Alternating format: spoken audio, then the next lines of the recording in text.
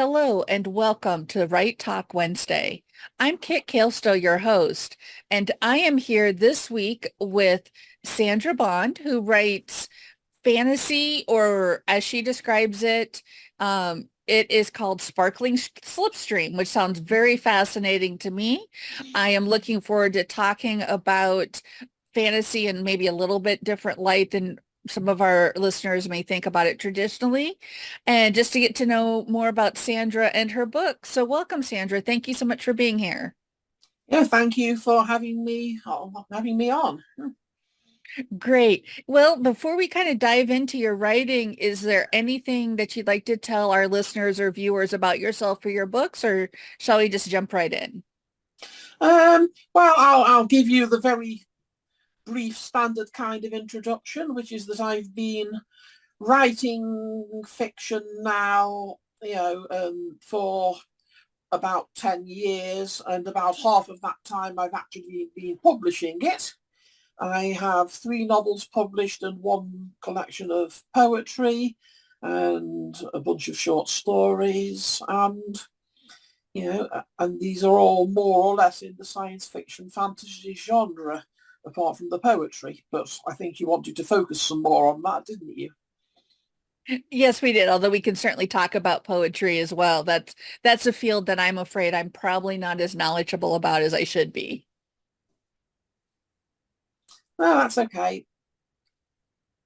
Yeah. So let's talk a little bit about your books. You're a new to me author, and what you write sounds very interesting. It's, again, a reader coined the term sparkling slipstream. I know that makes me think of like Charles DeLint and maybe some other authors that write more like magical realism. Are your books set in a contemporary world with a little bit of magic in it, or are they set in their own fantasy world? Well, the first 2 novels are both set in a contemporary world with a little bit of strange stuff going on. One of them is set in the Midwest US. The reason for that partly being that the plot doesn't work if you don't have guns moderately easily available.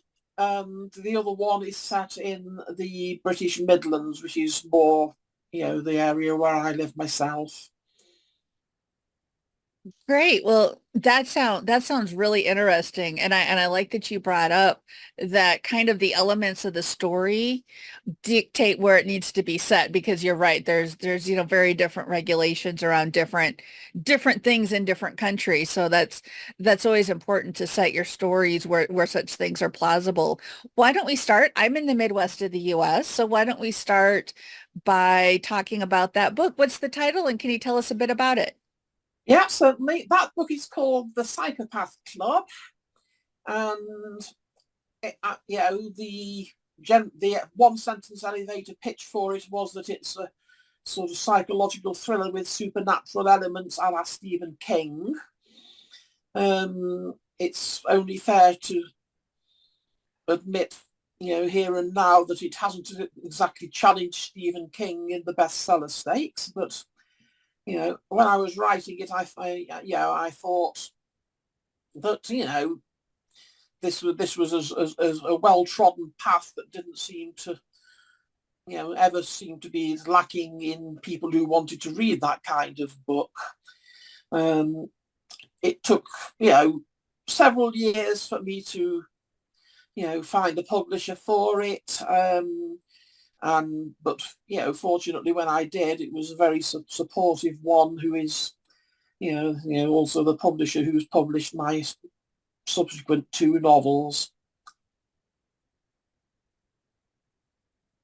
Great. Well, you're right. The psychological thriller genre remains very popular. I have brought up the book here on one of the retail sites that I use. Let me just go ahead and give our listeners the blurb. The This is The Psychopath Club by Sandra Bond. The high school misfits and loners who call themselves the Psychopath Club don't know that among them is a budding serial killer. Now, thanks to an enigmatic creature from somewhere beyond imagination, he's gained a frightening new power, and this cold, remote Midwest town will never be the same. I've got to say that sounds fascinating. I don't read a lot of thrillers or mysteries, but I mean that sure sounds like that hits all the notes. Just to let our listeners know, it's got lots of reviews on Amazon with a very high star rating. And I'll go ahead and make sure that all the links are in our show notes as well. Um, and one of the reviews that looks like you or the publisher has added says that the Psychopath Club is dark and funny and plays with your expectations. Let's talk about that a little bit. How do you combine humor with kind of a dark topic? Well, I'm the kind of person who tends to see the funny side of almost anything, and I guess that comes through in my writing. Now, the dark, yeah, it is indeed a pretty dark topic, and there are a couple of things that I learned from writing that book and having it published. And shall I share those things Oh, with you to begin with? yes, please. Yeah. Okay. Well, the first thing I learned, as we've already touched upon, was that genre fiction has fairly well defined boundaries, and if you don't steer your course to stay well within those boundaries, you're making life harder for yourself when it comes to try and sell your work. And I really lost count of the number of agents and publishers who said this is a really good book, but bookshops wouldn't know where to shelve it. And at the time, and then obviously we're talking more than 5 years ago now, there was a frequent thing that you would hear, which is that, oh, cross-genre is trendy at the moment. But I never found any evidence of that fact. Yeah. And the other thing that I discovered, and this was quite a surprise to me, is that there are a lot of readers out there who really struggle to engage with a book if they cannot also identify with the protagonist. And therefore, by writing a book where the protagonist is a budding serial killer, evidently, I set myself up to also, play on hard mode with that one. I mean, I had fondly thought that given the success of the Dexter books and the TV show, and Bret Easton Ellis with American Psycho and other such books like that, I thought that, this was a trope where, there had been track records of successful books in the past, but no. But yeah, I tried to sort of temper the book with sort of dark humour as well, and my subsequent novels are on rather lighter themes, but they're also more or less comedic until the new one, which came out this year. That doesn't just fit itself to a genre more neatly because I've been learning as I went along, but also is a more overt comic novel, straight down the fairway. And that's your book, 3 Men in Orbit. That's the one, yes. That was published a few months ago in summer of 2024. And that book is basically a steampunk reimagining oblique sequel to Jerome K. Jerome's 3 Men in a Boat, which is obviously a classic of humour and one which I have loved since my childhood. And Jerome K. Jerome, having conveniently been dead for long enough to be out of copyright, I had the idea for this one and my publisher pounced on it and said, oh, that is such a great idea. You've got to go for that. Bump that book up the queue because it wasn't meant to be my third novel. It was meant to be my fourth, but it got to push ahead in line and become my third because my publisher was keen on it. And, every author knows that the publisher is the one who tells you what to do and not vice versa. Yes, yes, indeed. And that is definitely what happens. Well, I'm on your website. I'm looking at the cover and I've got to say, I have friends that are into steampunk and I'm thinking, oh my gosh, this book is perfectly up their alley. Um, it looks like just a delightful romp, very recognizable, like you said, very recognizable tropes for the science fiction genre as well as the steampunk genre. So yeah, no, I think that's great. And it looks like, yeah, it looks like it fits right in with everything. We do have, looks like there's the other book, the one that came out in the middle, The Devil's Finger. And I've got to hear about this one because your tagline of cryptids and comedy don't mix has totally intrigued me. Can you tell us a little bit about that one? Yeah, sure thing.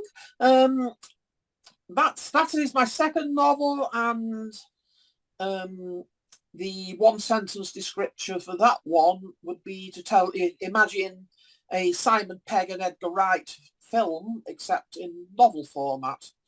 So if you've seen Shaun of the Dead or Paul or any of those movies, it's it basically features just as Shaun of the Dead has the sort of trope of zombies, then this has got a shapeshifter, and various mishaps occur as they tend to in novels, and I try to sort of pile unfortunate mishap on top of unfortunate mishap to my poor protagonist and her companions until you get to the point where you wonder how on earth everything is going to be resolved, and then I resolve it, or at least I hope I tied all the loose ends up. I've never had people complain that I haven't. Well, that sounds great. And it also sounds like that you have a very distinct vision for each of your books, that they maintain common elements, but each story is going to bring something new to readers. Um, it's kind of a common question, but how do you come up with the ideas for your books? Uh, well, in my case, and obviously this is going to differ every author that you ask that question to, but in my case, I tend to come up with a protagonist and some other characters first. And the protagonist generally comes first, and that was the case in both the Psychopath Club and the Devil's Finger.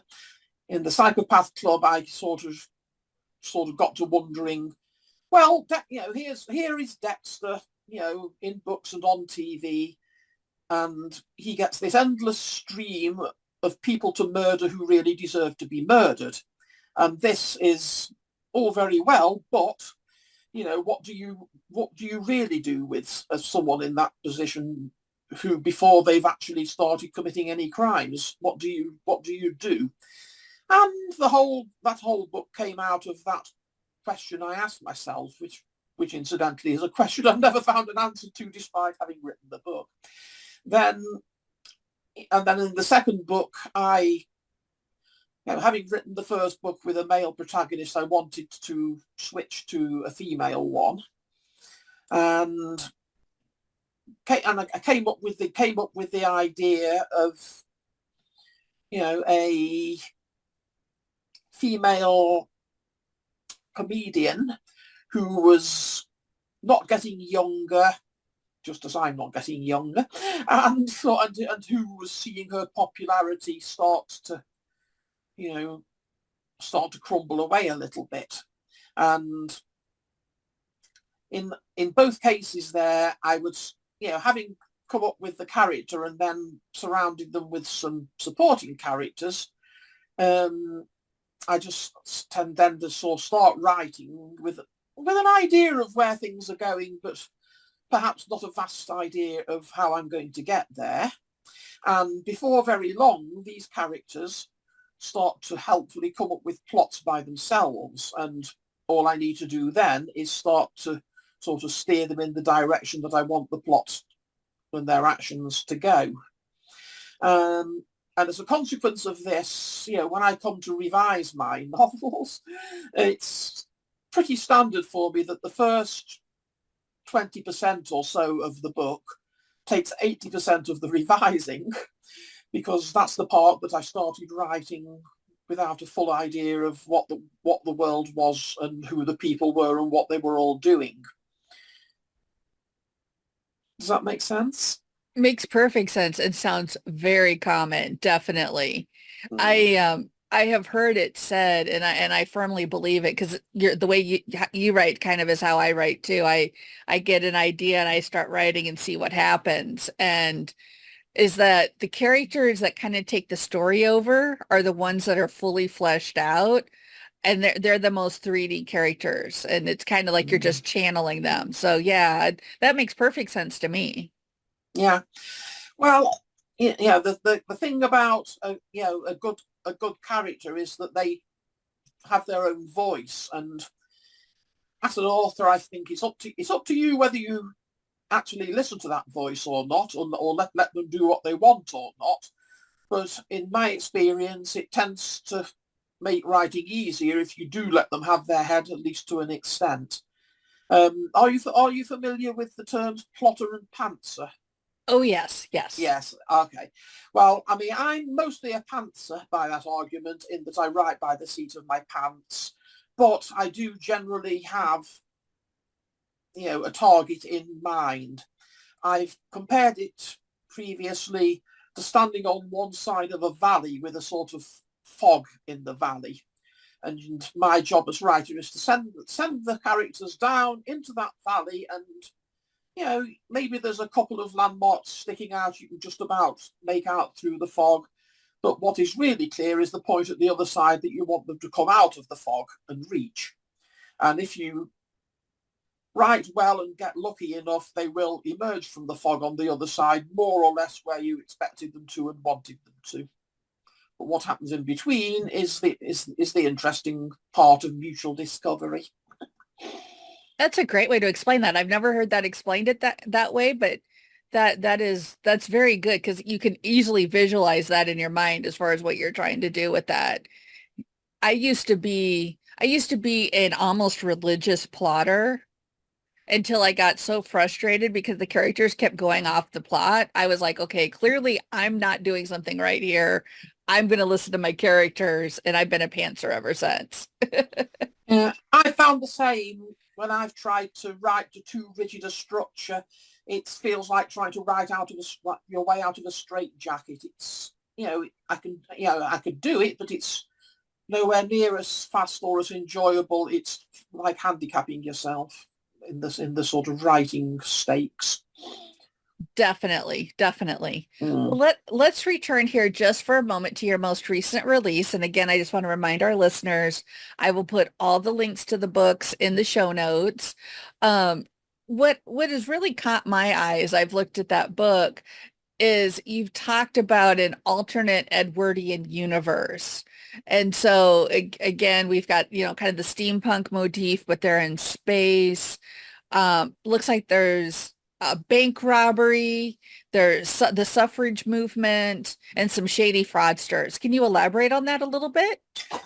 Right. Well, yeah. As I was saying, Three Men in Orbit is, does reuse the characters from Jerome Page Jerome's Three Men in a Boat. Obviously, this is more and more a common trope as classic authors come out of copyright following, the relevant period after their deaths. Everyone must know about Pride and Prejudice and Zombies, for instance, which was one of the first and most successful of that kind of project. And more recently, there's been that rather amazing movie called Winnie the Pooh, Blood and Honey, after A.A. Milne came out of copyright, etc. So when I came to write something in the vein of Jerome K. Jerome, one of the first realizations I came to is that whilst Three Men in a Boat is a wonderful and very funny book even nowadays, it has next to no female characters. And even if I could get away with writing a book with no women these days, I wouldn't want to. So I thought to myself, how can we sort of get around this? And, and I thought about the period that it must be set in and what was going on for women around that time. Aha, the women's suffrage movement. So and what largely set the whole book in motion was that, and as I said before, for me, the characters come first and then the plot comes from them. And what really got that book's plot line rolling was the introduction of 3 suffragettes to be sort of counterparts to the 3 men. And they, sort of weave in and out of the plot as the book goes on and play a pretty major part. Well, great. That sounds very interesting. And again, I've got some friends that are into steampunk. I'll spread that link around the social media and see what we can do with that. Much appreciated. You're welcome. Oops, just kind of hurting a cat here at the moment. But before we go, is there anything else that I haven't asked about your books that you'd like to share with our listeners? Oh, goodness me. Right. I haven't mentioned any my future plans yet.